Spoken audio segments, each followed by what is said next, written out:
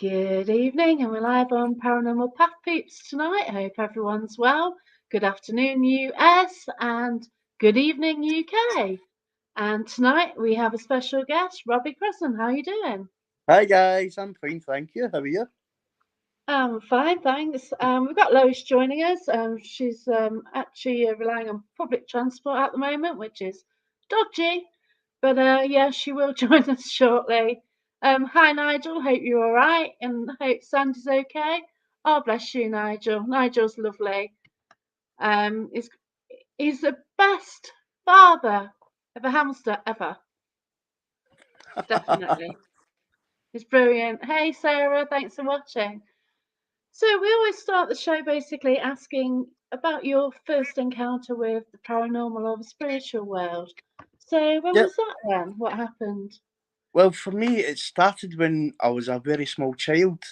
Um, for instance, people like you always say kids have got imaginary friends. It turns out mine's weren't imaginary. I could see, sense, hear, and speak to spirits, and everybody just thought it was imaginary friends. My parents didn't actually say anything, but it wasn't until I was 13 I found out why. Because when I was 13, I had an an encounter that was witnessed by other people, Wow. them included. Then that's when they said to me that my aunt could also do very similar things. So once I turned 13 and that happened, I started reading up everything I could about it, going to the libraries, getting books. But my parents always thought it was a bit weird because ever since I was a little boy, I always loved horror movies. Wow. Like, I wasn't your typical kid that watched like cartoons. I was wanting to watch the Hammer House of Horror stuff, like Awesome. um and The Exorcist and all this kind of thing. So when I was 13, started training, well, learning myself. When I was about 15, I went out my first ghost hunt, and I get scared out my wits, and I loved it that much. I kept doing it, and I've not stopped. Then as I've got older, I've realised I could do other things. Like, for instance, when I turned about 19, one of my friends, his mum said, "Oh, can you do past life regression?" And I said, "I don't know, but I can try." Then, like, something in the back of my mind just knew how to do it. So I did it on her. She researched it. Then she realised what everything she's seen in this past life was actually there. Um, Like, she looked at photos of this location. I can't remember where it was, Wow. but it was like she seen it and she described it identical to the way it was in these pictures. And that was the first time she'd ever came across these pictures before. Wow. That's amazing. And So how did you deal with that though? You obviously wouldn't know anything different, would you? I've never known anything different, but I've had to train myself how to control it and how Yeah. to like turn it on and turn it off, and how to hone my abilities, because I know there's like mediumship courses out there, but Yeah.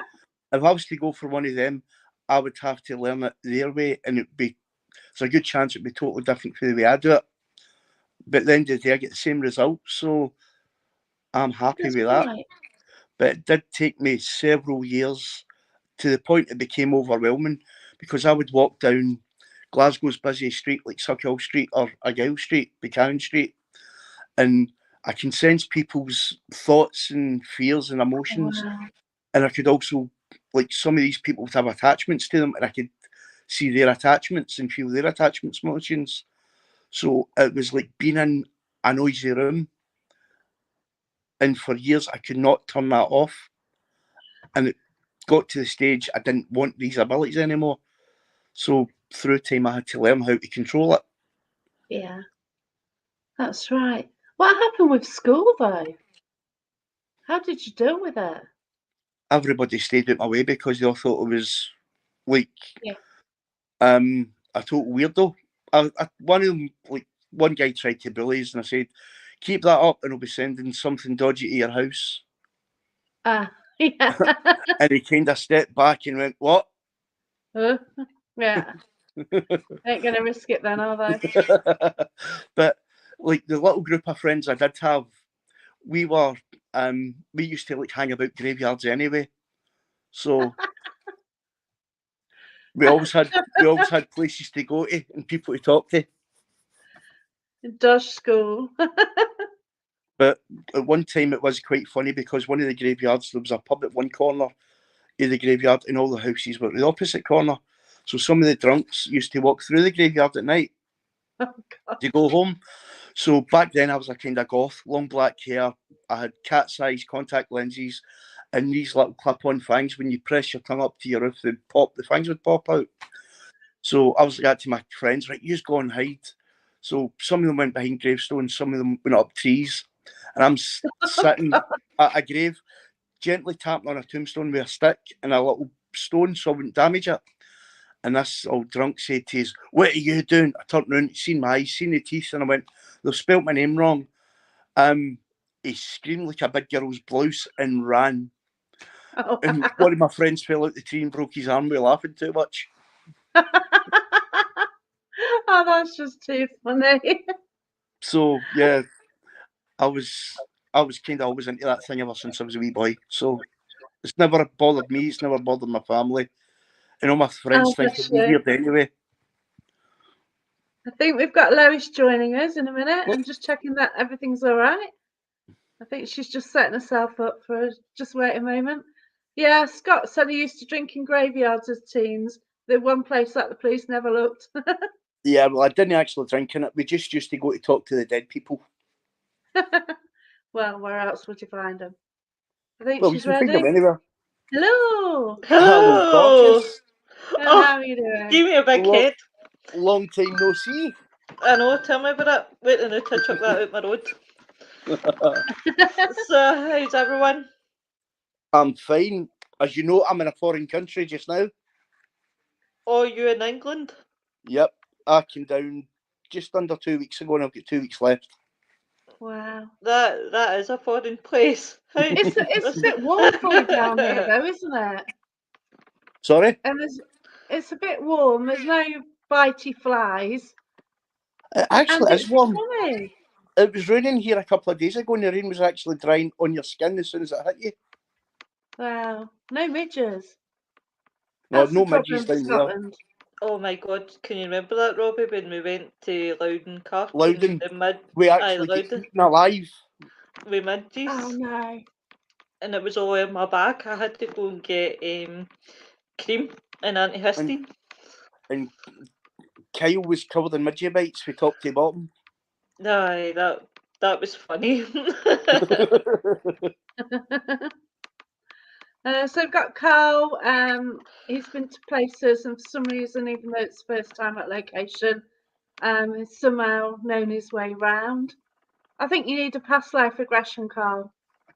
I'll Yep, contact me. definitely. I've done past life regressions in both Jack and Lou. Hiya. Hi, Tina. All right, Rigga. Yeah, I've had a past life regression from Robbie. I've actually had 2 past lives, and Both they of them were didn't both seem to end horrible well. lives. Both of And I them didn't must end well, say, did the they? one with Robbie was even worse than the first. It was absolutely horrible. It was But actually. It wasn't as bad as it was.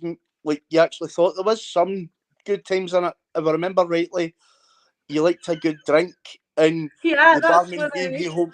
Like the barman used to give you homebrew and a jug to take away with you. I know. I can actually remember it. Yeah. The whole past life regression, I was kind of actually warned about something, so I had a discussion on a chat. Somebody says she felt that it was like hung in a specific place, and actually this past life regression was the one where I was hung. But I bottled it near the end because I didn't want to get to the hanging stage. Well, I But did take you out just before that, but yeah, because I didn't appreciate. I knew where yeah, it was heading then. I'd kind of already worked out to some degree, and the past life regression actually confirmed quite a lot. But there's just a couple of like things that I need to. I can go back because the door's open, can't I? Yeah, because for you, I left your door open so you can return at any point. But I don't normally Because do that. there's two factors I need to know about. I need to know in my past life I actually killed somebody. I didn't say it while I was doing it, but it's because it cut. And then I want to know who the judge was in the chair. And we actually found out who the judge was. I think I know who the judge is. Yeah, because it was me that said to you it was the same person who you thought. It is him. Yeah. It's the exact same person. There's two of them. I just need to check the dates. It's the one that's attached to you to this day. Oh, nice. Thank you. See, Nice you learn one. something new every day. Yeah, you can move it on. You know how to move them on if you want. You've got the ability to do it. To be quite frank, after that past life regression, I actually felt shocking. So I did feel like I'd got an attachment, because I even said to Lois, I said, am I ill? Or, if I really, and she says, oh, have you got an attachment? And had a rock salt bath, which has hopefully helped with the situation. You've actually got the ability to move them on. So what I can do is I can tell you what to say to it. Because it's all right. We're intrigued at the moment. Right. We've kicked them to touch for now. I'm not tired all the time at the moment. But that's been attached to you for quite a while. Oh, nice. Because I was really getting worried about Jacqueline, because she was more withdrawn than usual. Well, I noticed there was when she came out with us one night. I noticed there was attachment to her, but I just assumed she already knew about it. I don't have a clue. It's only when I feel really, really tired, and then it's like months of feeling tired, thinking, well, is there a valid reason for this? Is this a health issue, or is it something else? We can move it on whenever you want to move. I'll try and say it again. Whenever you want to move on, just tell me, and I'll get rid of it. I just kind of need to know who he is. So I think I know. Yeah, well, it's that person we spoke about the last time. Maybe it's because I called him out somewhere. Yes. You called him lots during that regression. It started with an A and ended in a Z. Yeah. Oh well, I need to watch that. I've actually recorded the past life regression, and I will put it out there. Yeah. At some stage. But yeah, one day. But yeah, anyway, back to Robbie. Hello, everyone. If anyone's got any questions, please add them to the live chat. Who was the good-looking one in the haunted Scotland? We are not alone. So Lois has actually been on the team with Robbie, been out on a few investigations. I sure have. She was my number 2 for almost a year. That sounds painful. We bounced off each other. No, literally.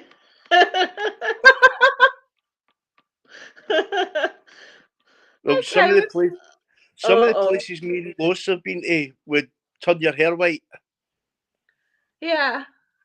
Like that Hi, Rachel, I hope you're all right. Like when we went to Lennox Castle. Oh, Lennox Castle ruled. We heard the screams, and they crying coming towards us. Mm-hmm. I mean, this place is in the middle of nowhere. You need to walk a mile to get to it because there's. Oh yeah, that's why I love telling people about Lennox Castle, because I always say to them Lennox Castle is brilliant, and they get hyped up, and then I'm like, yeah, but you've got a mile and a half to walk. And it's all uphill. You have some fantastic locations around you. Yeah. Like for you, a castle, you just take it for granted, don't you? Well, where me and Lois live, there's roughly about 15 castles within a 20-mile radius. Yeah, it's crazy. Like, I think like our castles around here are like houses. Like, well, Nottingham Castle is like You know, it's not like one of your castles. And I did go to a castle a bit ago, just up the road in Bolsover, and that's like a party palace. But it's not like one of your castles, which is there really to fight, isn't it? Yeah, and Fortification a lot of the time. These are family homes down here a lot of the time. You've got there some was with the battles and others, you know, family homes. yeah, well, we've got where we stay. There's what 2 or 3 battles over the last couple of hundred years. Yeah, The battle of Loudon Hill. Then you had the battles between the Campbells and the Kennedys, the yeah. Campbells and the McDonalds, and the Campbells and somebody else. So there's like a lot of the abbeys had battles fought on them as well. And there's what 2 or 3 abbeys round about us. Aye, there's quite a few. Yeah, because you've got Curzon as well, haven't you? That's not far off. No. Yeah. That looks a beautiful place. I did nearly go camping, but I didn't realise how far it was. Loudon Hill's So good. Scott's on about going to Loudon Hill on Saturday. Loudon Hill is a brilliant place. I don't recommend the climb, but the actual doing the investigation around the base, it's just as good. Wow. I love the climb. The climb's I think beautiful. Lois mentioned the climb, didn't you? The climb. When I was younger, my dad took me on top of Loudon Hill, and it is some climb, but the view that once you get up there, the view's amazing. Well, the last time I actually climbed it, I was a lot thinner. It was before lockdown, and I took the kids up and a few of my friends, and we all went up with telescopes to look at the night sky, and the view was unbelievable. You could see the northern lights, and through the telescope you could see Jupiter and 4 of its big moons. Oh wow, that must be beautiful. It really is. Here we go. This is my sort of investigation. No climbing. Yeah, the field surrounding the hill. It's So all yeah, right, I totally get that. It's all right, Scott. I'll get you a wheelchair and I'll Have wheel you you been up. up there? Oh no, it just sounds a nightmare. I'll show you a picture, Jacqueline. I'll send you a picture. Oh wow. Oh, is that Scott yeah, Yeah. I'm going to Shepton Mallet this Scott. weekend. I'm going Saturday, Sunday night till 3 a.m. So yeah, it's going to be absolutely awesome. Lennox is a big one as well. Seems to have a lot of deals your way. While I've been down here, I've done 3 investigations, and I've got about maybe 3, possibly 4 left to do before I go back home. Oh, that's fantastic. Wow. It's great that you're helping people out. Yeah, well, last Monday that had to be done because they've been having problems in the house for over 2 years, and it was getting to the point that the kids weren't wanting to stay there anymore. Oh wow. So far so good. It's been a week, and like I think it was Saturday they said they've not had any issues. It was the last time I spoke to them. They said since I left on Monday up until basically Saturday, the place has been really quiet, and there's been no sign of any activity at all in the house. Oh, that's great news. That is. How long have you been investigating for then? 37 years now. Wow. 4 people did it then. That's brilliant. Yep, 37 years was that's when I realised I had abilities, and that's when I started training myself. Yeah. So what did you first do? Did you just go out on your own, or did you then invest in kit? I'm not that brave to go out myself. I'm the kind of person that like puts my hands around the corners to look for light switches before going rooms. And no, it was me and a group of friends. We went out, like we made a Ouija board. We used some dowsing rods. Awesome, yeah. A little tape recorder with a big massive mic on it. Brilliant. And a couple of torches, and that's all we needed. Yeah, but you did that off your own back. You know, a lot of people now receive things, see gadgets used on programs, things like that, and then they want to go ahead and use it, don't they? Yeah, well, I'm still old school. I prefer like using like tape recorders and, as I said, dowsing rods. It's only over the last 2 years or so I've actually started using tech because my son, like Kyle, who Lou and you, I don't know if we came out to you when we came out that day. I'm not sure, but he moaned at me to start buying tech, so I started buying tech. Yeah. But now I've found out how I can kind of build tech now myself. I've learned how to build a music. I've learned how to build a music box. I know how to build SLS cameras and like very basic REM pods, but they still do the same job as like the big fancy ones you see on TV do. Yeah, that's right. Yeah. I've got loads of stuff now, but I kind of like there's times I've taken like a bag of kit and then I've just like left it and then I've just gone off exploring anyway. Yeah, And if you can like communicate, that is great. But the but tech comes in handy to validate it, doesn't it? you can't beat the old school stuff like using like cat balls, and as Scott Matheson was using a few weeks ago, like using a compass. Cat balls are my favourite. Cat balls and compasses, they work And perfectly. You can't I beat the have old my school amazing stuff. cat balls in here. Mr. Tanner's got a question apparently.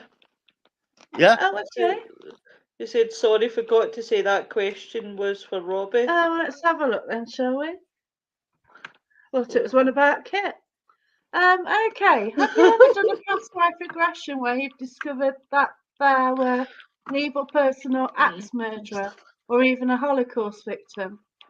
I can't go into too much details, but there was a young boy. He's roughly about well, he's not any. He's about 19 or 20. I'm not sure. And he described the life perfectly to great detail. One of the Cray twins, the twin that died first in 1996. Now this twin, Ronnie. I can't remember what one died first. It was Ronnie that died first, Right. and then Well, Reggie. basically, he described his life perfectly. I mean, he went in as a child. I said, right, tell me who's in the house with you. He went, well, my mum, my big brother Charlie, and I've got a brother that looks like me called Reggie. And I'm thinking to myself, this can't be right because he was born at the same time as him when he was alive. So basically, it wasn't until after we came out the regression, I realised that this boy was born about maybe 4 or 5 years after Ronnie's death. Then I asked him, did he know anything about Ronnie Cray? And he went, no, I've never even heard of him before. So I was like, yeah, right, here's a link to a movie, go and watch it. And he came back to me and went, everything I've just told you like was described perfectly. Wow. And he described him to a T. That's the only one I've had that's been like a famous killer. Then obviously there's Jackie. She murdered somebody in a past life and she was hung as a result. Yeah, I need to sort that one out. Yeah, oh God. I need to sort out who were killed and I need to sort out who the judge was. Yeah, well, I think we know who the judge was. But yeah, I've had some really eye openers in my time, but that's the two top ones that come to mind. Oh God. Hello, Mr. Newton. I was, I'm getting a bit perturbed about this damn past life regression again. I kind of got it out of my mind, but it's quite horrible. It really was. Yeah, well, as I said, I've left that door open, and I've told you how to go in and come back, and I've told you how to close it. And once it's closed, then you won't be able to get back in it again. I've really kind of ignored it, and now it's like hassling me, and I guess I need to sort it out. Yeah. You mentioned Ronnie and Reggie, and I've got another concern really. I've actually linked into them before. That's Smethwick Baths. Was that in one of the prisons you did? No, Smethwick Baths in Birmingham. All right. Because a lot of rock stars were there back in the day performing because they used to, the pool used to go and then they used to have it as a stage area. Yeah. So it had a lot of the great acts in the 70s there. So they used to go there as well because they were like with that scene. And it actually got a really graphic image of the craze basically, and Eden picked up on them as well. Yeah. And I just wonder if I've linked in once if I'm going to pick them up at the Shepton Mallet. Well, funny enough that you should. It's funny enough you two should talk about the craze, because next Wednesday that's what I'm doing for my crime Why? show. All Doing right. it on the craze. Yeah, because you do about criminology, don't you? Which is Yeah. Yeah. So, massive I, topic. so I did a general topic. This week I'm doing nature and nurture, and then next week I'm doing the craze. Wow. Yeah. Yeah, it's intriguing, isn't it, with those? You know, they're around just before my lifetime, really. Well, obviously in prison Past without life, you. past life regressions are amazing. As I was saying to you earlier on before we went live, I did one with somebody that's actually a psychiatrist. She can see spirits and attachments to you, and she can draw them perfectly. Wow. So I did her I need past to life. meet her. Yeah, I'll link you in with her after. Yeah, But I need to I sort did that her. one out. Aye, I that did would be a her. good show. Yep, I did her past life a couple of months ago, and she described like this whole life, and she described the area basically to every blade of grass. And I'm thinking to myself, I think I know where this is. I'm not 100% sure, but I think I know where this area is. So after the regression came off or finished, I said to her, I've got a rough idea where you could have been. So I Wow. gave her 3 islands in Scotland: Lewis, Harris, and Skye. And when I said the word Lewis, she kind of shuddered. And I Wow. was like, ah, what's wrong? She went, it was Lewis. So I went, have you ever been there before? She went, I've never even heard it before. Wow. So basically, she Googled Lewis, found some pictures, and there was a picture of a scene she actually described right to My God. the shape of the beach area where the water meets the land. She Yeah. described exactly what the hills looked like. She described there was a broch, which was a building where they kept, I don't know what was kept there. It could have been food, it could have been ammo, it could have been anything. But that's still there to this day, and she described it exactly the way she's seen it in her vision. Wow. That's And she brilliant. said she stayed down the hill for it. So I Googled Earthed it, and there's ruins of a house right at the bottom of the hill, where where she described. And she described the layout of what the building looked like, and some of the ruins looked like that exact shape. And she'd never been there before. She didn't even know where the island was. And the best it was, as well, she gave us a name and the job she did while she was alive there. And there's a woman living there to this day with the exact same name, doing the exact same job. Oh, freaky. Wow. So she was like to me, should I contact her and tell her? When if you contact her, she'll think you're nuts. But it's up to That's the you if you want problem, to contact. Yeah. I think you need to write a book about some of the. You need to write a book on past life regressions. Yeah, So, well, but obviously you've mentioned some stories now. Yeah, but sorry to jump in, right? I meant to actually text and tell you, Robbie, right? I don't know if you can remember, Jacqueline. Can you remember the story that I told you about the old mental asylum that they had in Irvine? Yeah. Right. That the one that's now houses. Now listen, this I was speaking to a good friend of mine, and the people that bought the houses after after they were built are not the original owners now. They all moved out. I think I know why, because something very similar happened in Dundee with one of my friends. His sister bought a house on the site where an asylum was. They flattened the land, they built like an estate, sold off all the houses, and everybody in that estate can see people walking through walls, walking up what used to be staircases. So it's all residual, and there's some nasty things there as well. So Thanks, it Scott. could be the same thing. See, this is why you should leave buildings alone. Don't build Yep. on mental asylums. Do not put houses on the grounds. Well, don't build on. Well, basically, yeah, because the land is got attachments to it, Yeah, and especially with definitely. asylums, it's nasty pieces of work. Some of them. I think at my house is on an Anglo-Saxon graveyard. If you And dig it's, deep enough in your garden, you'll probably find bones. yeah, I ain't digging that deep. Can't be bothered. And Might hurt but my back. the house I blessed last week, we actually found out that there's a good possibility that it's the land that had the attachment, because there was a street and there was buildings there prior to those houses being built, and some of the houses round about here get bombed, and some of the streets get bombed during the war, World War Two.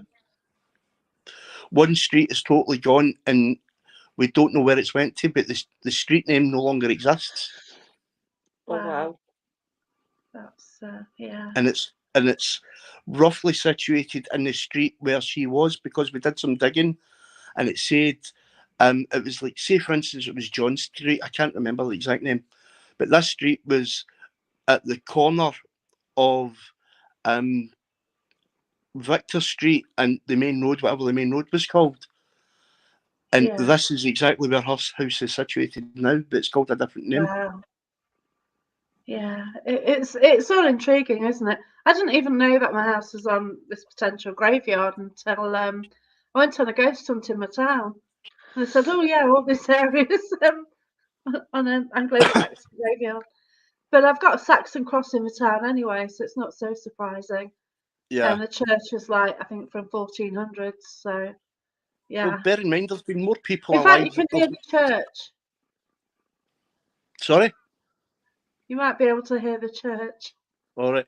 Well, bear in mind, there's more people dead now than there was alive in history. Of course there are. Yeah.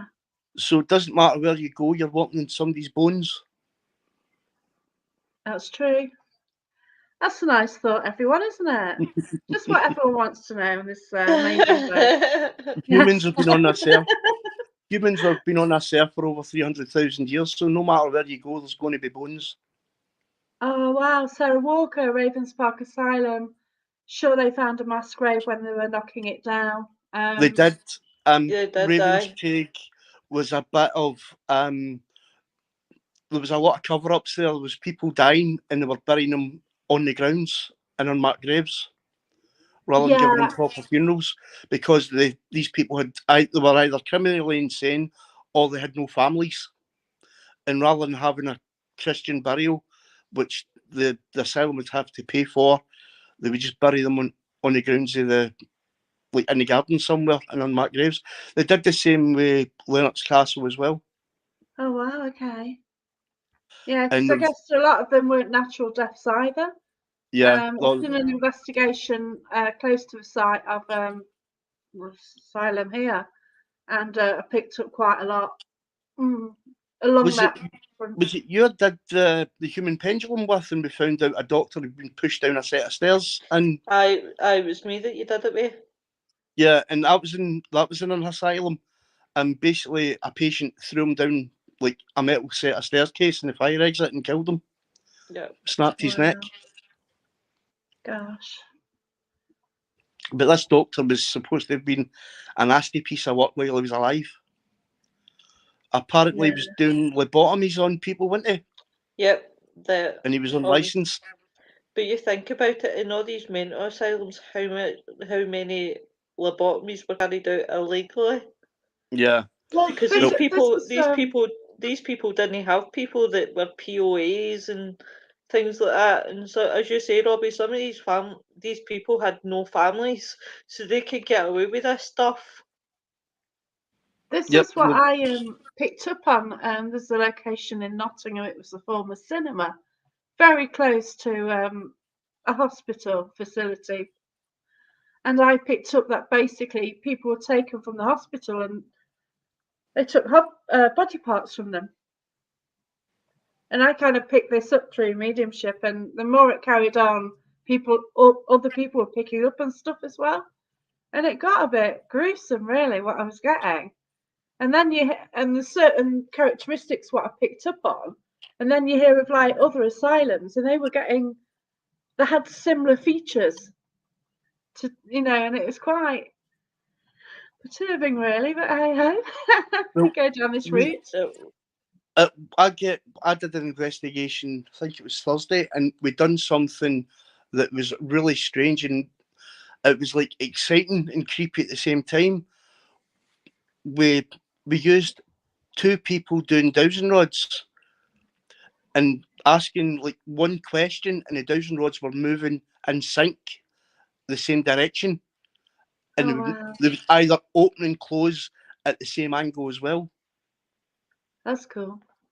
That That's a was good one. I've never seen that happen before, and I'll be doing that more often because I think it gives you a double validation. You also mentioned interaction with a male meter as well, which was unusual recently. Yeah, I've got like a multimeter, and like I switched it on, and it just started going nuts for no reason. There was nothing. Um, there was nothing near it that could cause any interference. There was no mobile phones, no modems, no nothing. It was just in the middle of the table, and it just would not switch off. It was jumping between 0.1 and 31 milligauss. So eventually, I just, like, out of frustration, I went, fucking stop that. And it stopped. Then I was like, oh, Yeah. what's going on here? Then, like, Nikki, the one of the women from Dragon Paranormal Links, who I'm down visiting, she started asking questions. Then the meter would just randomly go off answering these questions. Wow. And it would always hit the same spike at 3.5 milligauss every time it would answer the question. That's amazing. And it would just be like a quick beep, then go back off again. I've never had a mil meter or a multimeter do that before. So we tried that again. They just go off, don't they? They Yeah. get a spike, that's it. So we tried that again. We tried it again, and we put on, as well as using the millimeter, we put on 3 K2 meters, and they were all going off at the same questions at the same time. Awesome. Each of them, they would go up to orange or red, then they would die down again at the exact same time. It was like they were doing it in sync. That's brilliant. It's great when you do get the piece of kit sort of doing the same. It does help with the validation on that, doesn't it? Especially when there's like 4 or 5 witnesses watching it as well. Then we were actually live on their page at that time, so they had viewers watching it, and they were all like stunned what they were seeing as well. Gosh. So, when you investigate, do you ever look at the history, or do you look at the history afterwards? Some you're going to know, obviously. I only look at the history of the property if there's tenants still there and they're asking for help. Right, okay. But I don't look at history until after. I don't want to know, because in my mind it might interfere with what I interpret as an answer. Yeah, get you. Am I seeing that because I've read it, or am I seeing that because it's something else? So if I go in with a blank mind, I'll go to a property on the basis it's no haunted.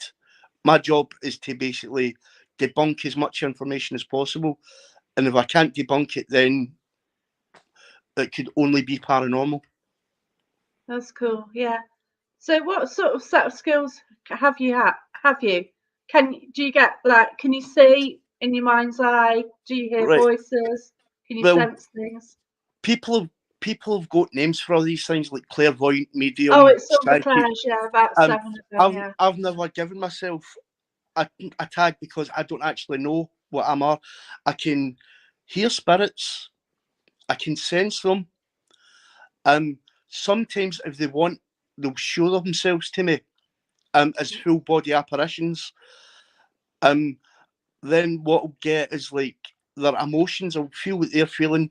I sense what they're thinking.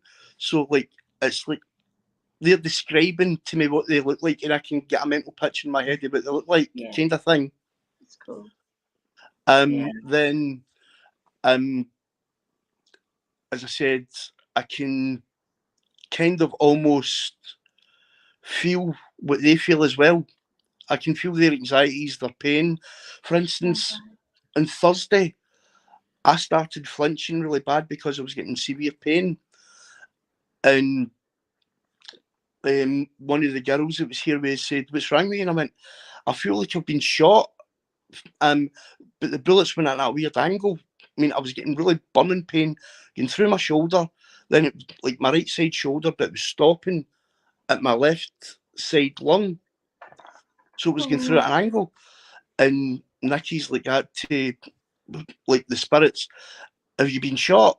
Then the millimeter blinked. Then the Ouija board went to yes. My gosh. Wow. That's great when you sort of find out. The pain was unbearable. Blimey. So what's been your scariest time then? I don't think I've had any scary times. I've had some times where I've had to go to other people and question it. For instance, once I was in an abandoned building, and I got like a blood mark in my hand. And just as we'd seen it on camera, I didn't know it was there. Like I put my hand out to feel for energy, turned round, and there was a blood cross in my hand. The blood wasn't mine. And as soon as we noticed it, and as soon as anybody could say anything, the word cross came through one of the voice boxes. Wow. And that really freaked us out. So I contacted Bishop James Long. Some people would have seen him in things like Portal to Hell or Ghost Adventures.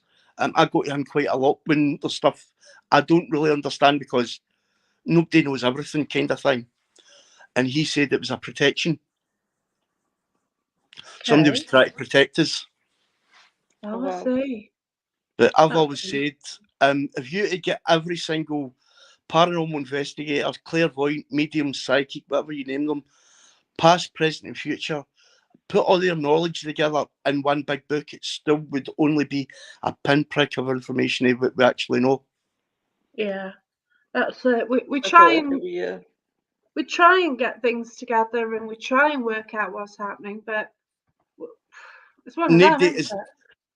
Even until the end of time, we still won't know everything. No, that's right. We can't. We just go with theories, don't we? We go with the best theory that we can. And I did post something earlier on my group about experts in the paranormal. Yeah. And that is one of my biggest bugbearers in the paranormal. Experts. There is no expert. No. People will say to me, "Oh, you must be an expert by now." No, I'm still learning, and I'll always be learning. That's right. We are students. There's no experts. Somebody might know more than somebody else, or somebody might do something different for everybody else, but there's no experts. There's only students.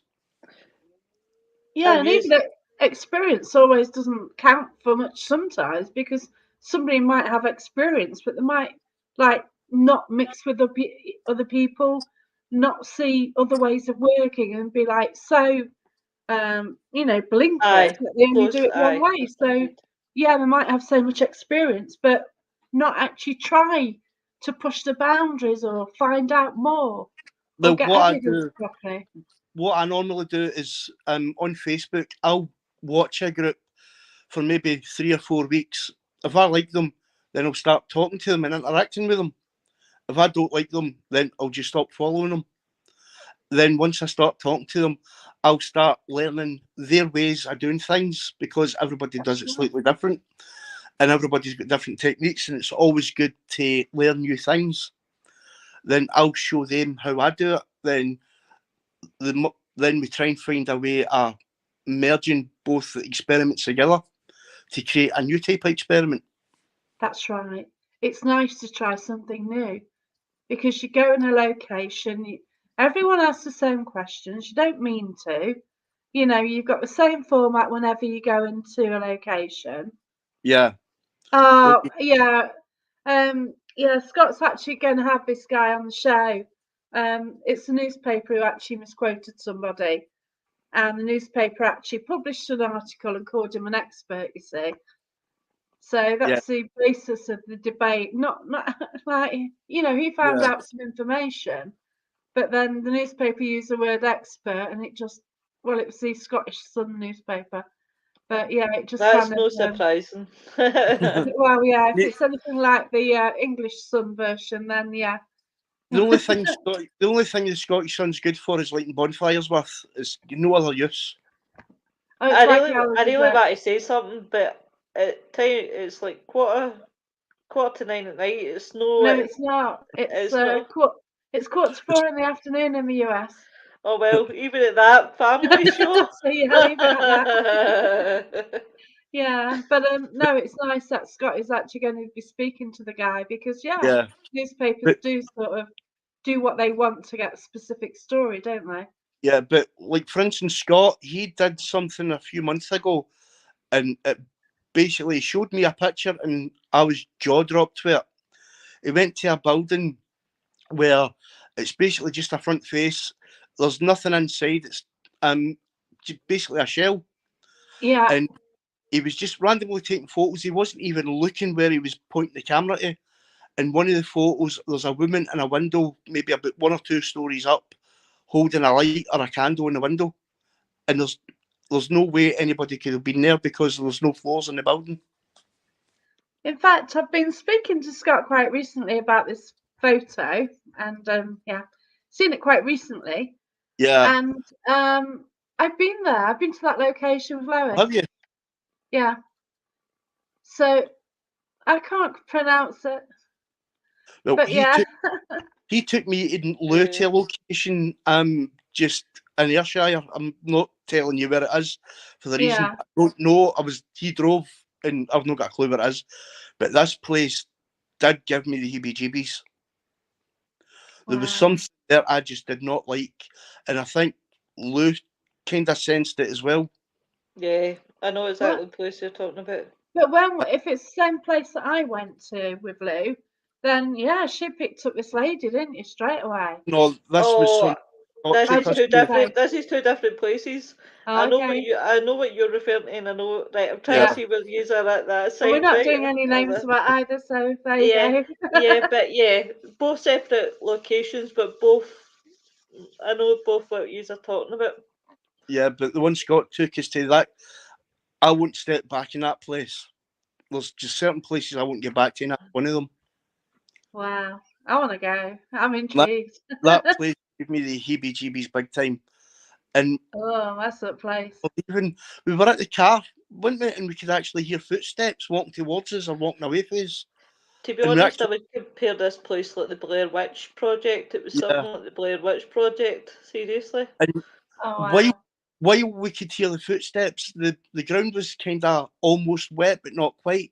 But you could see wet footprints in the road appear in front of you. Wow, awesome.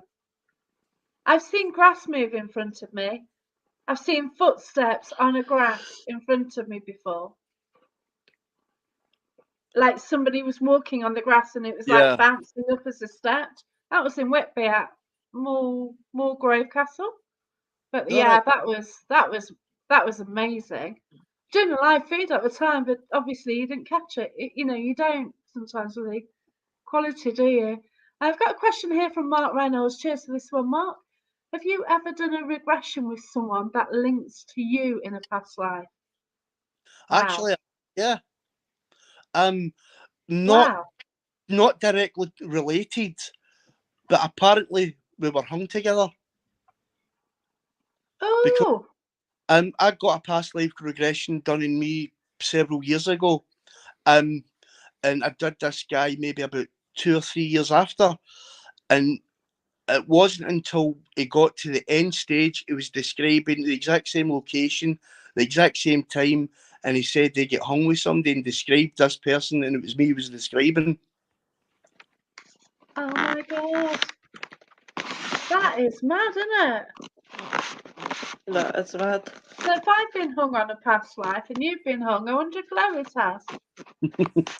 Well, apparently I get hung for, like, back in the 1700s, there was like clan wars and people each other's life. and I got caught stealing cattle, Hi, and Jamie. me and this other guy were hung in the same tree at the same time. Wow, that's fantastic.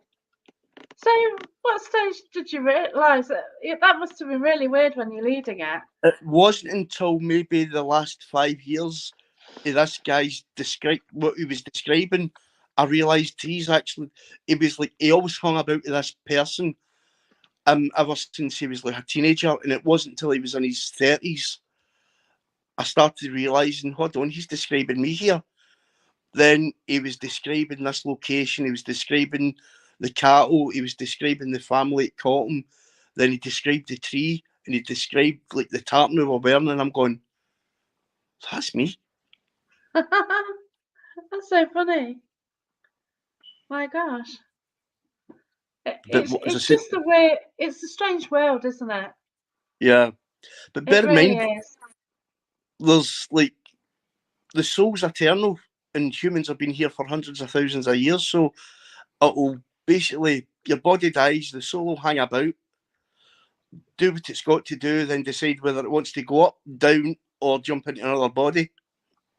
That's what it does. It just finds another vessel, really, doesn't it? Yeah. So, I guess. and for some reason, we can store the memories each life in the back of your deepest, darkest part of your brains.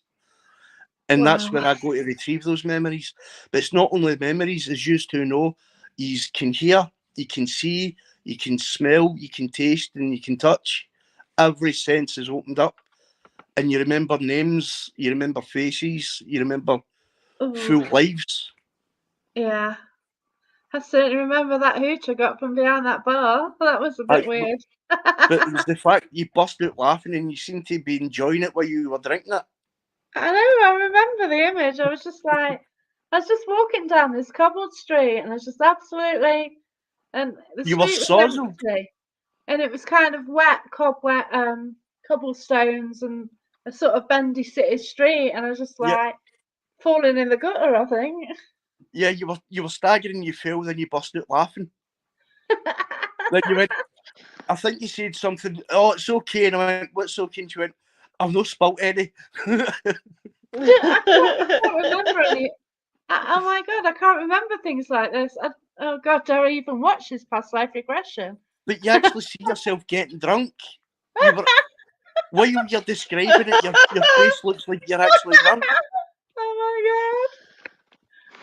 Who needs alcohol? Just do a Past Life Regression. You can get Save you a load of money. That is too funny, isn't it? Yeah. Jack is drunk. My God. It's something I've never understood. I know I can do it, but I don't understand. Like, I don't understand why I can do things or how I can do it. I just know I can do it. And the past life regressions always intrigued me. How, like, after it, you can still, like, 10, 20 minutes after it, you can still remember the last thing you tasted in that past life. Oh, but do you never ever find that, like, say we go into places and investigate, and you get the old smells, like, and it triggers something inside you where you say to yourself, you feel almost like, wait, now have I been here? Have you been here sort of before? Deja vu, that's what it means, being here before. Yeah. That's I mean, interesting. I went to, like, Purek, a little town in Yugoslavia, before it became Croatia, about 30 odd years ago. And my mum and dad went with us because I was only about 16, 17 at the time. And they wanted to go and see the Colosseum. So, like, my dad's like, oh, we need to get a tour guide. I went, don't bother, we'll find it ourselves. I knew exactly where it was without knowing where it was. And my dad said to us, how did you know where to go to? I went, I don't know, I just knew where it was. And it kind of freaked us out. Then I went into one of the chambers at the bottom where the cages were, and I felt like fear as if I was going to die. Wow. So Scott gets feeling at Greyfriars every time. But yeah, it is Scott who's got the thing about Greyfriars, isn't it? Oh, Greyfriars always gives me the heebie-jeebies when I'm there. Yeah. Especially the top. Hold on. If you came in, like, there's there's two gates. Well, I think there's two gates. There might be more. Don't quote me on it. But there's a gate where you've actually got the statue of the Bobby, like the little dog, just on the main street. If you go in that gate, then you just keep walking straight on. You come to like a back wall. Wow. I always get a really bad feeling along that back wall. Like it's like one side of the place is really peaceful and calm. Then the top left-hand side is where it just feels really nasty and evil. Okay. Have you looked at the graves in the area? I went to visit Voldemort's grave because that's where he's buried. J.K. Rowling got a lot of the character names off of tombstones and Greyfriars. Oh, okay. So I went to visit Tom Riddle's grave. Interesting. Then I went to visit, there was me and myself, and I invited 3 other groups. There was a group from Wales, Science Beyond the Grave with Tracy and Gemma. Yeah. I invited Sundown Paranormal with Nadine and Redford Ghost Hunters. So I invited those 3 up. So we're all doing a ghost hunt kind of thing there before we knew we weren't allowed to do it right enough. But we were never caught, so it was okay. So yeah, you don't think about that, do you? Yeah. So we were doing an investigation. We got up towards the prison section of it. So we're basically talking to all the prisoners through the gate because the gate was locked. Thanks. Then we decided to turn left and walk towards the other side of the graveyard. Then I just felt overwhelmed with, like, it was like thousands of people trying to scream at me at the same time, and it was all the same message about sheer hatred for this one person. Hi, Rosie. So basically, apparently, I've got no memory of this. I threw all my tech in the ground, like a couple of £100 worth of tech. I just threw it and it bounced off the ground. I ran towards this tomb, and I was trying to rip the door off to get to whoever was inside. Oops. And apparently it was Mackenzie's grave I was trying to get to. Oh, okay. Wow. Interesting. Wow. So it wasn't until I watched it back in video I was like, what the hell just happened there? So like, what do you think happened then? Was it? Well, like, I didn't know. The only thing I knew about Greyfriars at that time was the little dog story. That was my history. Right. See when you see me laughing. Okay, for people watching, what is Greyfriars? Where is it? Right, Greyfriars is one of the oldest graveyards in Edinburgh. It holds something like 2,000 to 3,000 graves. Wow. It's open 24 hours a day. You're allowed to go in and view the place. You can do ghost tours, but you're not allowed to do a paranormal investigation. If you're caught, you can get up to £1,000 fine. But I didn't know that at the time. Blimey, really? Yeah, apparently. Yeah, they're very, very protective. Greyfriars, very protective. Oh my gosh. So I did some research after it, and apparently there's a man there, Mackenzie, I think his name is. Scott will be able to tell you, he knows about the history. But apparently he was a nasty piece of work in life. He was responsible for the deaths of possibly hundreds, possibly thousands of people. Oh, God. And a lot of the people he sentenced to death are actually buried in that graveyard. Oh, I see. So, like I said, I went nuts trying to rip the doors off the hinges to get to him. People had to pull me back. Yeah. And so I went outside, grounded myself to make sure it wouldn't happen again. We came back in, and Redford, Science Beyond the Grave, the Welsh team, put out their necrophonics and started asking questions. So I'm standing back, no having anything to do with this. And they were kind of jaw dropped because they were getting a Scottish voice coming through their machine, and they'd never heard a Scottish voice come through it before. Yeah, So we've had that in Scotland as well Yeah, we yeah, had that so after Teams when we've used Spirit that. App. yeah, so That was George at the Mackenzie. at the end of the night, like I think it was Tracy who Science Beyond the Grave said to Mackenzie, "Have you got anything you would like to say to Robbie before he goes?" And is it past 9 o'clock? Yes, it is. So all you hear coming through the necrophonics was "fuck off, baldy bastard." Oh no! Oh god! Oops. That's the one that's the poltergeist Greyfriars, known as George Mackenzie. Right? Is it George Um, McNamara? It's actually known as Mackenzie's poltergeist. He was a ruthless prosecutor of the Scottish Covenants. He had a movement in the 17th century, as Scott will say. There's been visitors to the cemetery saying, because I did an article on Oh, on okay. George Mackenzie. There was visitors to the graveyard that said that he's the most aggressive and active poltergeist from all the haunted places. Yeah. See, Intriguing. I don't do Edinburgh much because it's the opposite end of the country for me. I tend to stick to the Strathclyde area. Right. Okay. But there is one place I would love to do, but I've been told we're not allowed to, and that's Culloden Battlefield. Oh, yeah. Every year I go up there to pay my respects because I've got like clansmen, like blood relatives that fought Yeah. and died We in got that this battle. question. We got this question earlier. What's your family tartan? So this kind of really fits in with this.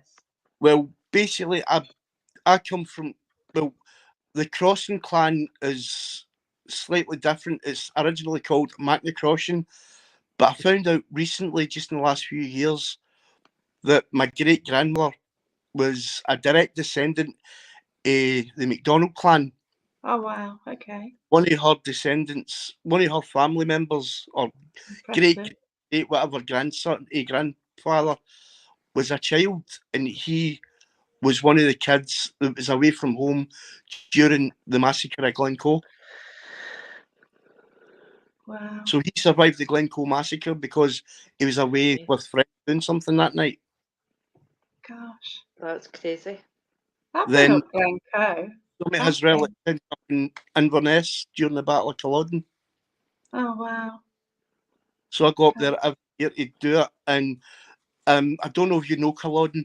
It's basically marshland. It used to be totally flat, but now there's mounds and hills. And the reason they're there is because there's about 2,000 bodies buried inside these mass graves.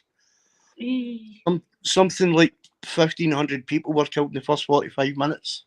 It's a question whether they're all actually buried or anything, you know? Because sometimes they probably weren't buried because if it was marshland, they're probably just covered and Well, what they did is, with time and stuff. for the history I know, the Westminster government basically piled all the bodies up. They just looked at everybody's tartan and threw them all on top of each other, depending on the tartan to keep all the families together. They emptied Oh my gosh. took all their weapons, like emptied their sporrans, took all their money, any of their belongings, took their swords, their guns, their shields as trophies, and just left the bodies there. And eventually the ground just covered over them. And their bodies are still there to this day. And it's reported that birds will not fly over it. Wow. And at night, the locals refuse to walk through it because they can hear musket fire, cannon fire, and people screaming. Yeah. There is And a local one near me which intrigues me, Bosworth, Battle of Bosworth. But I think because some say the visitor centre is actually in the wrong place. It's on the wrong hill. So I don't know, but it intrigues me. And oh my gosh, you know, all that life lost in no time, isn't it? Really, it's horrendous. It's the same as where they think Bannockburn is, where the memorial for Battle of Bannockburn is. I don't sense anything on that actual field. What I sense is the field further down a little bit. Yeah. So I think they'll just put that memorial there for easy access so people can go into the museum. Ah, yeah, that's it. Yeah, there is something at Bosworth. There's a bit where they've got like, it's commemorative area, and my God, the energy within that circle is mad. I don't know why, because I don't know whether they're drawn or it's just weird. But Such I've always, energy there. I've also wanted to do an investigation in the centre of a stone circle. In Scotland, I know there's about maybe 4 or 5 stone circles. Go to Callanish. You can get to Callanish, it's fantastic. Yeah, but I'd love to do an investigation right inside the stone circle to see what that's like. Yeah, Callanish it's just absolutely amazing. It's similar to Stonehenge, but you still got the original markings on the stones. Yeah. Because people haven't been there. Like, obviously with Stonehenge, people will go, "Oh yeah, that feels nice," or "How does that feel?" They would have touched it for years and thousands of years, wouldn't they? Whereas there, it's harder to access. People don't go there, and yeah, you get the original markings on the stones. And you don't get the tourists there either, so it's massive difference. I tend to try and do places that are under the radar, that's not been used before, because, and I don't do many lives because I'm not in it for viewers. I prefer taking a team out and just do what they can do.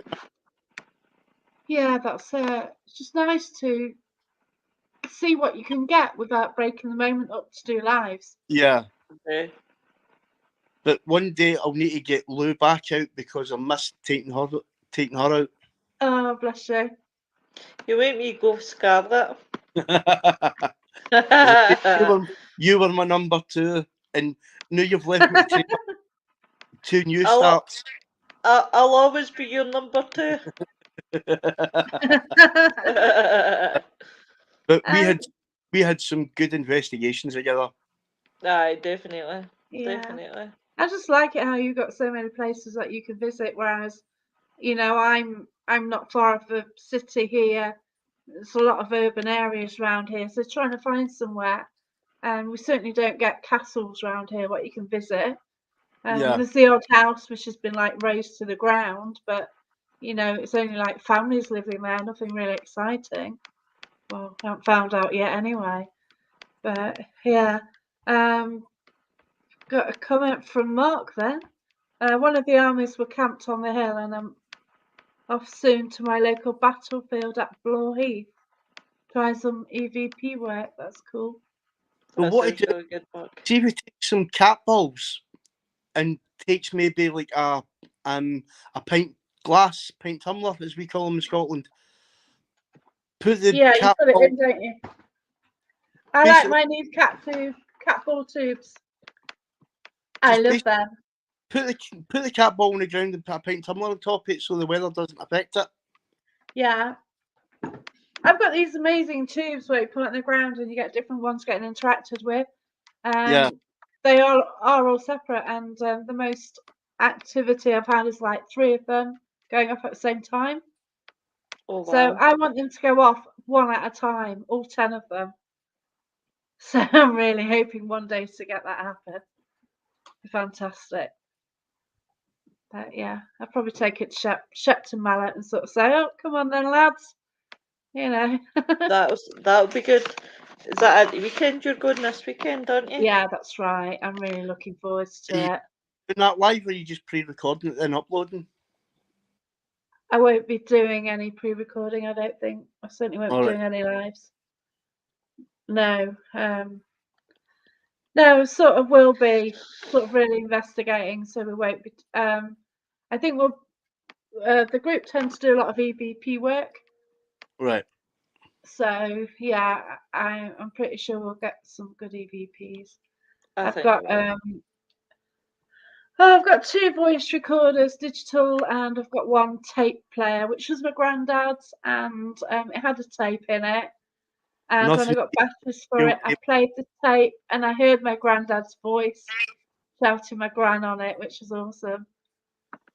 And nothing beats the old school material, like an old tape, the old double spill tape recorder and a big mic. I had trouble with it because the thing is about the old style tape recorders, you had 2 speeds, didn't you? So you've got to kind of got to record it at one speed and play it at a speed. But what you usually do is you just put it on the. Well, if you play it on one, I think that was because like you could get twice as much out your tape. So as That long was as you it, play it at speed, it's okay. that was it. Yeah, but when I played it back, it it didn't play that well.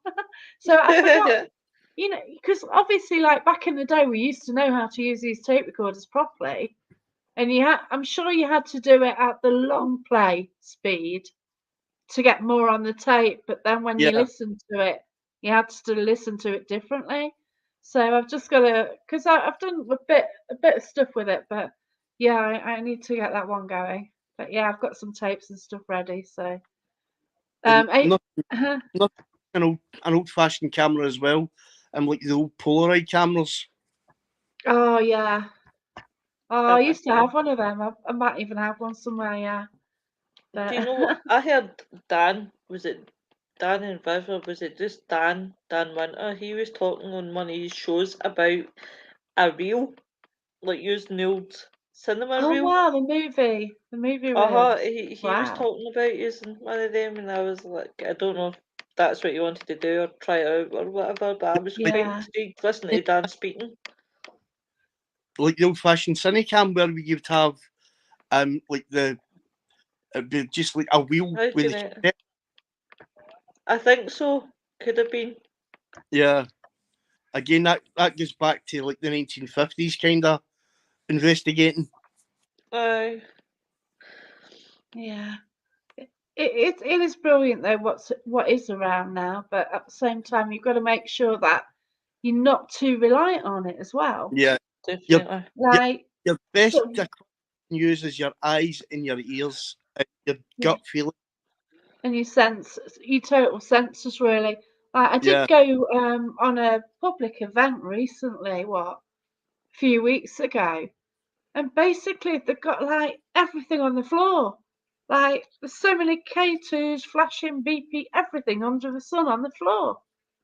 And oh, and I think like something was happening in the room outside. I think they're probably too scared to come in Well, because of the sheer volume of people and what was on the floor everywhere.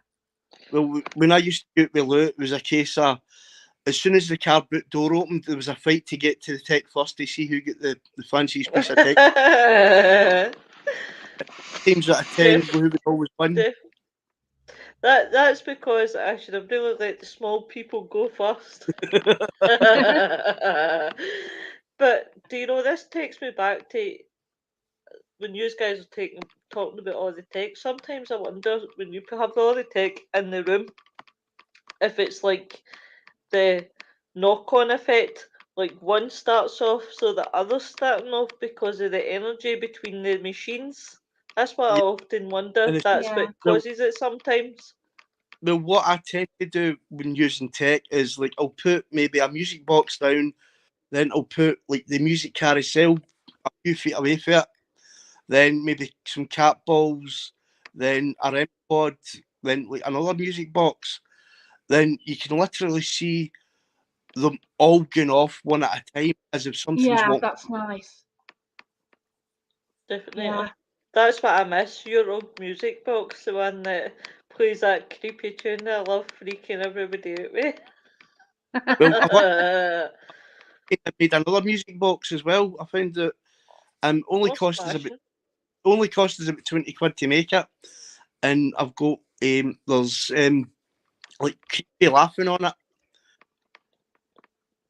Oh, wow. like creepy child's laughing. But these things you can program with anything. You've got up to 2 minutes worth of Oh, that's music on, brilliant. That's cool.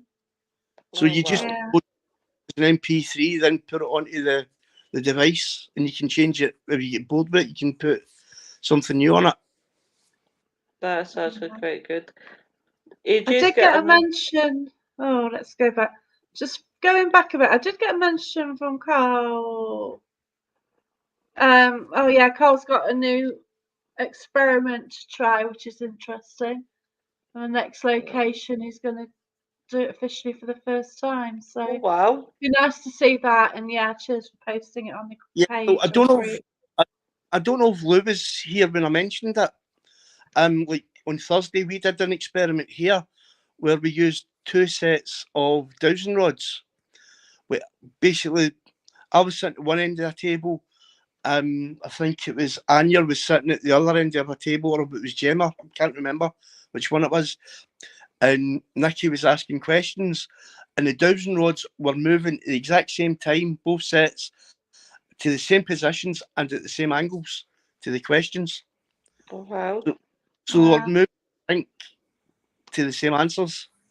Oh, that's cool. That's brilliant, isn't it? Then, as I Jan said, asked a question about the Polaroid camera, whether you use an old or new model. It doesn't really matter, does it? it doesn't matter. But Just anything, really. as long as it's a camera, it'll work. Yeah, that's But right. what I tend to suggest is if you can get it modified, get it modified. There's places you can go where you can take the little UV filter out the lens. Yeah. You take that filter out, it becomes a full spectrum camera, and it'll pick Yeah. up all the colours with your. Yeah, I heard that you can sort of go in and just change the lens round, don't you, or something? Well, what they've got to do is they've got to actually take the lens out. Right. Your eyes have got like a filter on them. But these cameras have got the same filter, and basically Yeah. it's UV light in it. So when you look at a photo, you can see the same colour as if you're looking at the real thing. But with this filter off, it gives you every colour of the spectrum, including colours our eyes can't pick up. I mean, on last Monday night, Anya was taking photos in this house, and I said to her, don't look at the direction, just point, click 3 times, move on, click 3 times. Yeah. There was one where there was a pair of curtains where I was like, basically, just before she did it, I could sense energy, so I took the dowsing rods, and the dowsing rods were swinging all directions at this area. So shortly after it, Anya didn't know this at the time, she was in another room, so she came in, started randomly taking pictures, and in one of the pictures, there was a streak of light, roughly about 6 foot, from ground up to where this curtain was, and it was a shape of a body in different colours. Wow, that's brilliant. And that would only have been picked up because I took the UV filter out the lens. Yeah, I kind of get that because like I do photography all the time, and I went camping once, and I looked at the sun, and I got these dark sunglasses on, and it's the first time I saw the sun dog. I saw the complete sort of, I forget what it's called, rainbow thing over the sun, Yeah, and yet with the naked eye I couldn't see it. the corona. I forget what it's called. Whatever. But again, But I saw it because I was wearing dark glasses. So Yeah. I then managed to get a photo through my dark glasses because that was the only way to get them. And Well- yet, with my eyes, I couldn't see it. well, if you take the little UV filter, it's really, really hard to get out. So you need somebody with a steady Yeah. hand. Exactly. But get it taken out, then your camera's converted to a full spectrum camera, and the photos you get are unbelievable. So I said there was Wow. another book on Saturday where there was again random pictures. 3 of the pictures, nothing.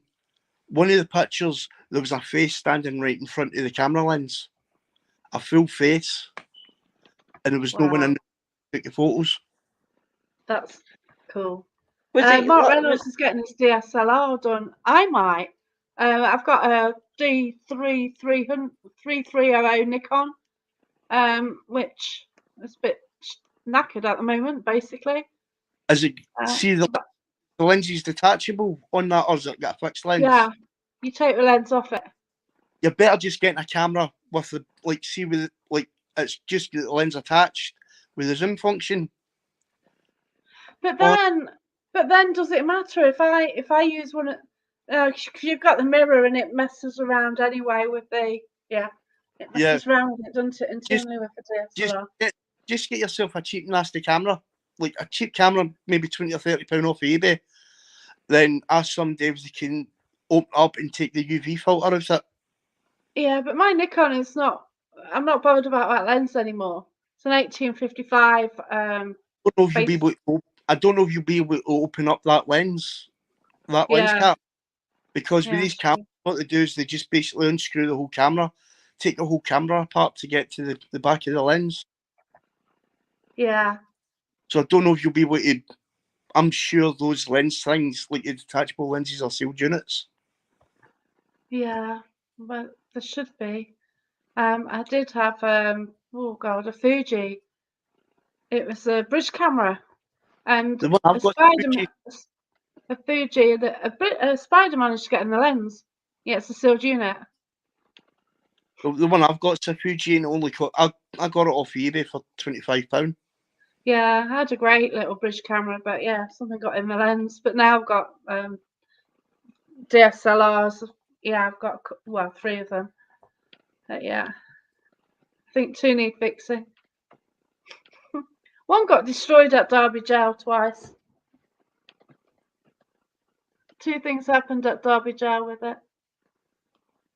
It's weird. So yeah. I think the first time it was a flash issue where the flash just stopped popping up, and then the second time I went, the lens just started not closing. Yeah. The lens just started sticking. So it's just weird that both occurrences were actually Derby Jail. So quite weird. And I've also got another camera now, which has just gone a bit silly. And I took it to Camera Club, and yeah, I've got to send it off to Nikon. Probably cost me about £100 to get it fixed. Cheaper just buying a new camera. No, you can't. Not. It costs more than 100. It's a good Nikon DSLR. So yeah, the body itself is about £300 to £450 new. So yeah. But I don't tend to take the camera out much. It's only if I go to people's houses I take it. If somebody says to us, can you have a look at my house or something no right about it, that's when I take the camera. That's the only time I use it. Yeah, I to be fair, I take my camera everywhere, but now, like inside locations, it's hard to get the photo. I don't take a tripod. I'm trying to hold it still. I don't want to use a flash either. And I might as well just take my phone and get photos with it. But I will take the camera to Shepton Mallet. I will take photos there. I just can't wait to go. Most people have got cameras on their phones anyway, so yeah, I do tend to use that. But again, I prefer the full spectrum rather than a normal camera, because with the full spectrum you're getting images you wouldn't normally see with a normal camera lens. Yeah. But what I'll do is I'll dig out that photo. In fact, I think the photo's actually on my Facebook page. Yeah. So you can go into that and see the photo I took. Yeah, clear as day. You can make out the hairline, the forehead, his eyes, his nose, his mouth, his jawline. And he's standing he's standing basically right at front of the camera, staring into the lens. Wow.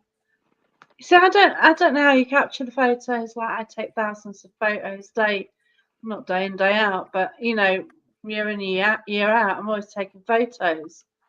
And I've probably only captured 2 to 3 images. That only takes 2. I mean, I take thousands and I get nothing. Yeah. I've kind of got this like demon sort of creature at Derby Jail. When I went to a manor house with Claire Evans, she actually saw the creature, and I showed her the photo, and it was the same. So that was really cool. Wow. It's the creature is actually with a demonologist anyway, so it sort of hangs around like a little pup, to be honest. So yeah, that was really cool. So that's an interesting photo. Jan loves the full spectrum camera. I never know how you know what one of them's on. Because I never know out the two of them who's on, so I just say beautiful ladies because I have no clue who I'm talking to. I know. It's complicated. Yeah. I was chatting the other night and then, yeah. Oh, Well, yeah. Lou, apparently me and Jack are meeting up in September. Yes. Oh, where are you two honeys off to? Well, the Haunted. team I'm with just now, Dragon Links Paranormal, they know quite a lot of places around Cleethorpes and Grimsby. And I've Right. been to some anyway. And I've been looking up haunted places. Jackie's coming down in September to spend 9 days. So I said to her, I'll come down as well and we can all meet up and we can do like a multi-team investigation. That'd be Yeah, amazing. complete with a dog.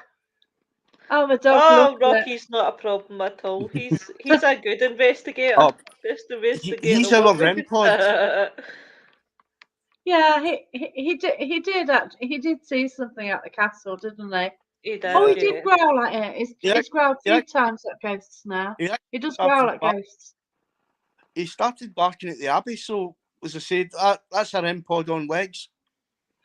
Oh, did he bark there as well? He Oh, did that. I can actually remember it now. Yeah, of course. So that's 4 times then. He was staring at a particular point, like a place, and he kept going back to that place and staring at it.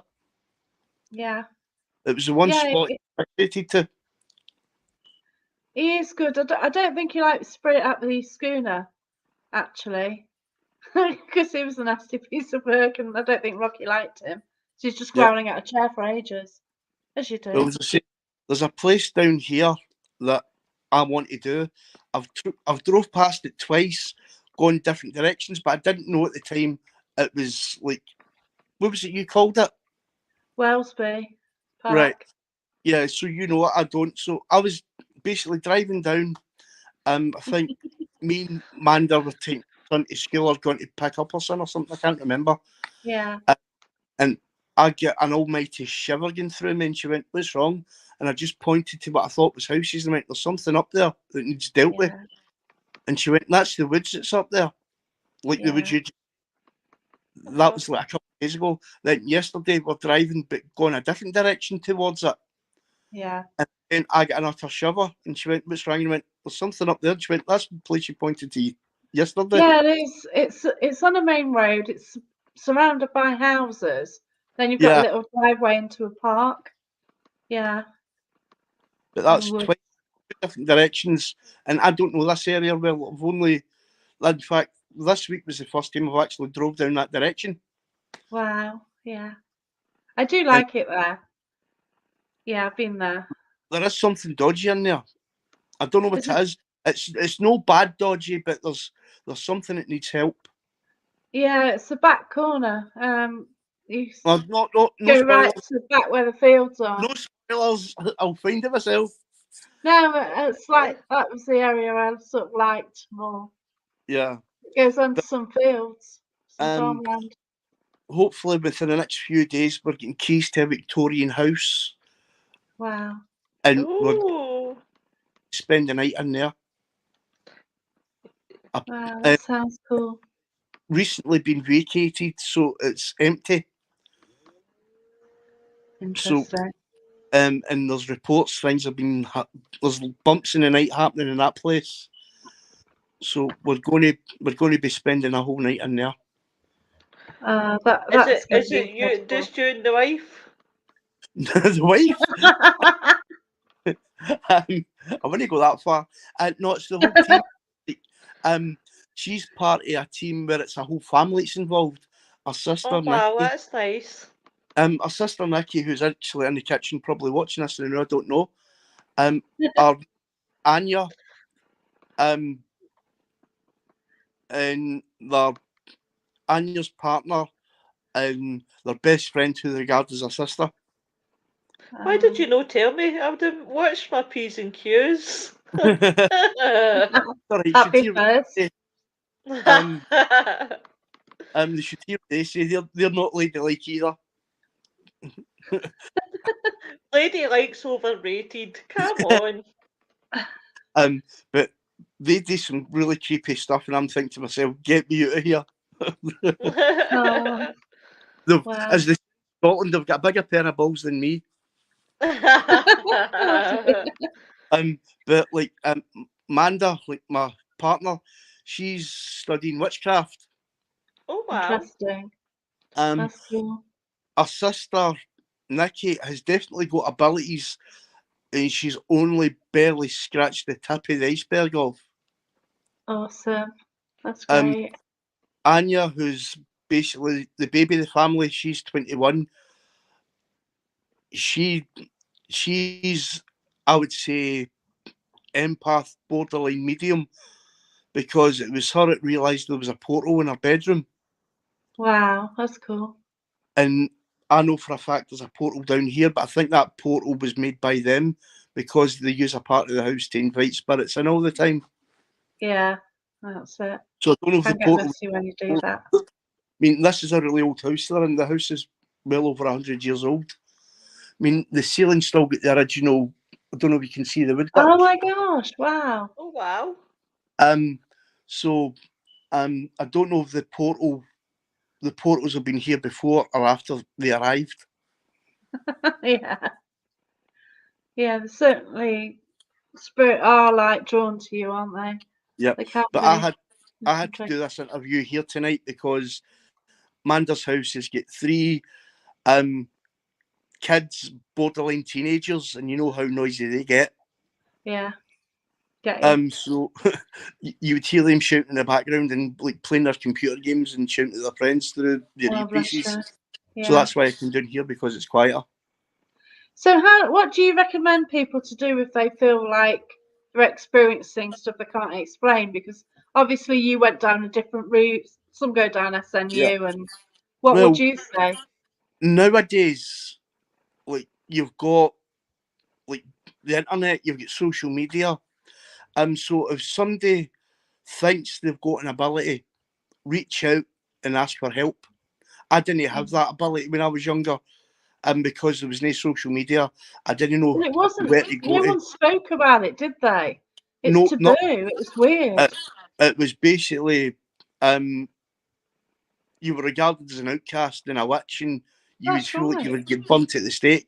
But since these TV programs have come out, everybody and their grand thinks they're a paranormal investigator now. But if somebody feels like they can sense something, like they can hear, sense, and they want to like build on it, go to a local mediumship or spiritualist church, ask Yeah. questions, go online, ask questions. There's always somebody there that will help you out. I mean, if any of your followers want need anything, just give me a private message, and if I can't help them, I'll put them in the right direction of somebody that can. That's great. So you're a medium. You also do past life regressions as well. Yeah. So if somebody's, well, I do recommend it. Well, I didn't like mine. In all fairness, I really didn't like my past life regression. It's absolutely But I have horrible. said to you, But it's not your fault. There is one of your past life regressions that is interesting, because I can sense people's. I'm not going to say too much, but Yeah. I can sense people's emotions and their feelings in their past lives. There is one I want you to experience, and Yeah, the I've only had some way to get shockers you. already. But as you know, I don't give you any prior information. I just No, you didn't. You basically didn't. You just. I just open a door, you go in, and you tell me what you see. That's right. You didn't give me any directions whatsoever. And yeah, I will put it onto YouTube. It will be available to be seen. Okay. Yes, one day I will sort But it out. everybody should get a past life done. It is really, really interesting. You Yeah, don't know where you'll end up. The only thing I don't do is I don't show you your own death. well, take Um, care. basically, Really? I know nothing about your life prior to when you first go in. It's only in the last maybe 3 or 4 years I start realising, because bear in mind, I'll like when you started, I jumped you every single 5 years. Like You did, yeah. you started off as a child, I jumped you 5 years, you spent a bit of time in that timeline, you jumped another 5 years, but then it got to a point I said, like, this time only jump 3 years. Because I knew for a fact you wouldn't have seen the 5 year part. It's only and when I bottled it. I bottled Yeah. it. I didn't like it. I didn't like it. I knew where it was going then. I didn't Yeah. want to know. Well, I knew. Well, again, that's because you've got the same abilities as I've got. Huh? That's because you knew exactly what was going to happen because you could sense the same thing I sensed. Yeah, I knew. You get the same abilities I've got. So you knew what was going to happen. Because I kind of worked out in lockdown, really. And it's weird, it was that past life what came through. Yeah. And it was rather graphic in places, to be fair. So that's something I totally don't agree with. Yeah, what I was doing at the time. Yeah, well, that's when you know, when I say to you, this past life only go 1, 2, or 3 years, it's because I know this is going to be your last time. Yeah. And I don't want you experiencing your own passing. I know there is regressionists out there that will show your own death. I don't agree with that. I'm not saying it's wrong. I'm not saying it's wrong and it shouldn't be done. It's just it's something I don't do and I wouldn't want done.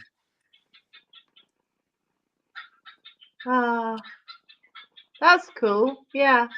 That would be good. Yeah, you see, I was told by a medium about this past life, and that's the one that I got off you. And yeah, it's amazing. I need to show the footage actually. Definitely. Yeah. That your past life was good, especially the part where you actually see you physically becoming drunk. Yeah. Even the birds finding it funny. It's the look in your face and the fact you just went into fits of laughing, and I think you actually sounded drunk as well at one point. Oh my god! Right, guys, I'm not going to be rude, right? But we've got to finish. But it's okay. I'm just going to go anyway because I'm actually when you caught me, because obviously I've been running late and the weather's been pouring the rain. I've just come in, so I'm actually sitting here shivering with coldness. Oh, bless you. It's absolutely fine. I've had an amazing night. We need a catch up once you're back, young man. Definitely, I'll be back in a couple of weeks, and I'll give you a video chat. Then we can arrange a meet up. Aye, that would be awesome. Because I've not seen you in a couple of months now. Not seen you since September last year. That's right. That's the last time we went out, wasn't it? Oh, bless you. Because I'm having to train the new. I'm having to train the new people up myself now. Oh, honey, I'll come back and rescue you. Right, guys, it's been a fantastic. Thanks, everybody. I'll speak to you all soon. See you later. Bye. Bye, Lou. Bye. So, Robbie, then, for everybody watching, can you say where you can be contacted then? Right. If you just if you go into Haunted Scotland, We Are Not Alone on Facebook, or the website. If you just Google Haunted Scotland, We Are Not Alone, or email, you can email PLR with Robbie at outlook.com. Right, so okay, I'm just trying to put this up. Haunted Scotland, We Are Not Alone. Okay, so I put that on. That will go on to the 3 pages it's on. Yep, or if they just email PLR with Robbie at outlook.com. PLR with Robbie. Yep.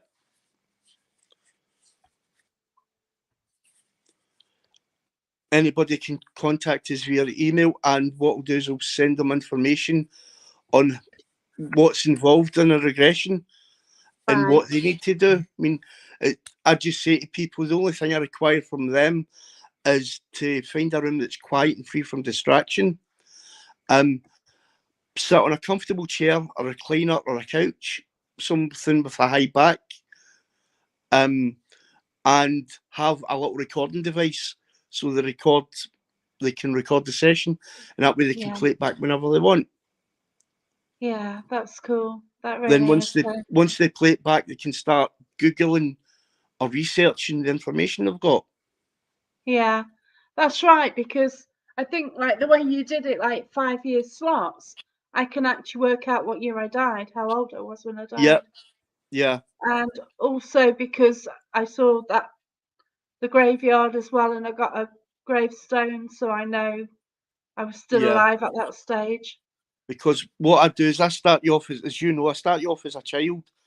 You spend a few Yeah, minutes learning about who you are and your like your mum, your dad, if you've got any brothers and sisters. Then I'll regress you yeah, 5 years so you can find out your friendships.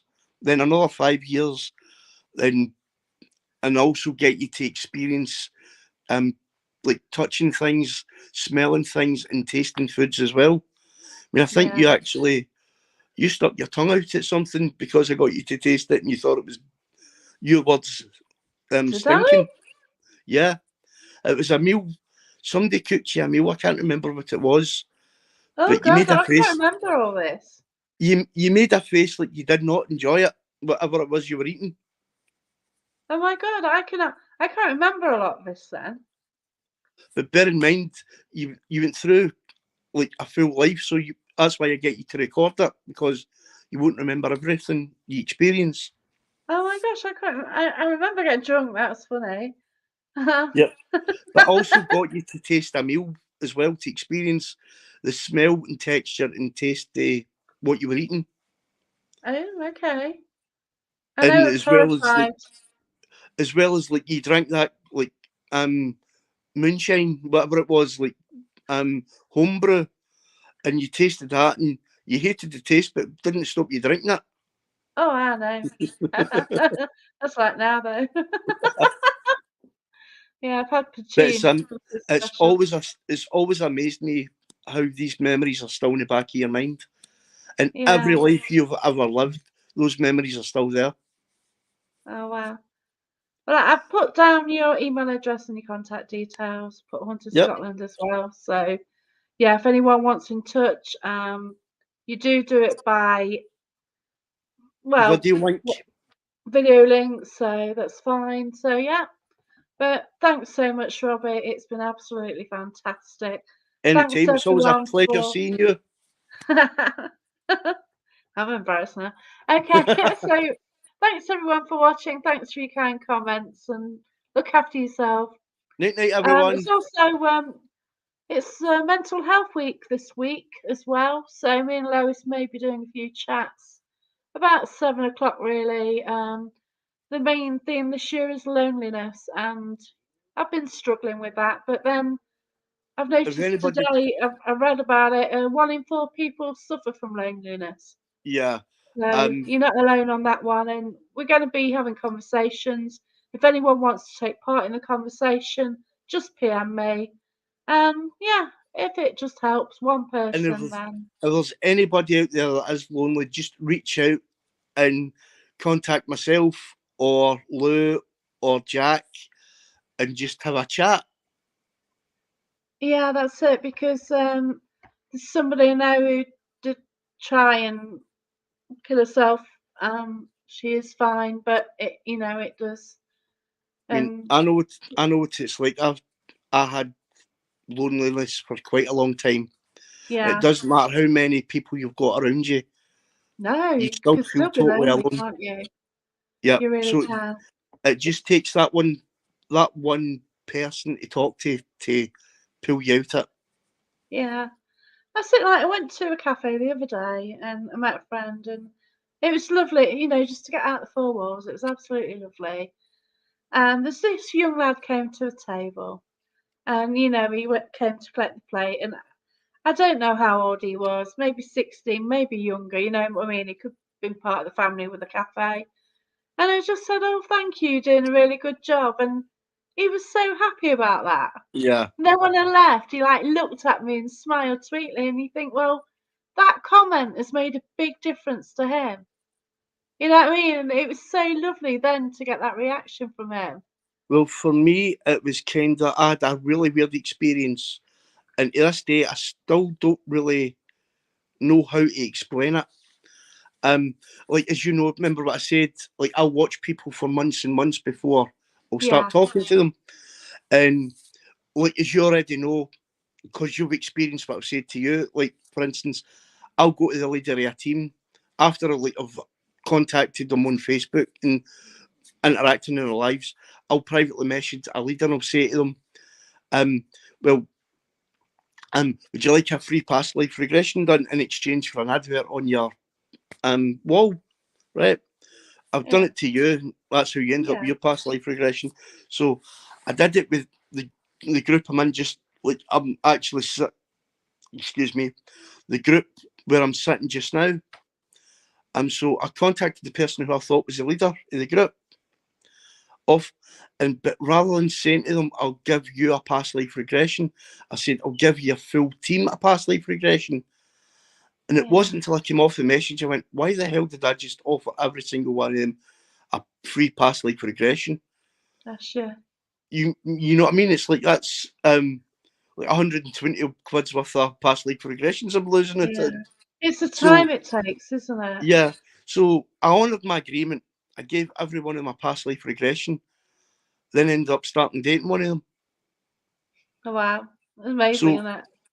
I've never offered a full team a past life regression before, and I've never offered a team since. So something in the back of my mind said to them, offer them it all, and that's how I ended up meeting the person I'm with now. That's lovely. Yeah. You kind of are guided, I think, within the spiritual way of who you meet, aren't you? And it's yeah. And that's the best thing I've ever done, was offer a full team a past life regression. I'm never doing it again, because I've got exactly what I need now. Oh, bless you. But yeah, on that note, look after yourselves, everybody. Stay safe and Night all, and I'll see you all soon. If anyone wants right. information on a past life, send us an email and I'll give you the details. All right, and take care. Thanks a lot, Robbie. Cheers then. Bye. Oh, before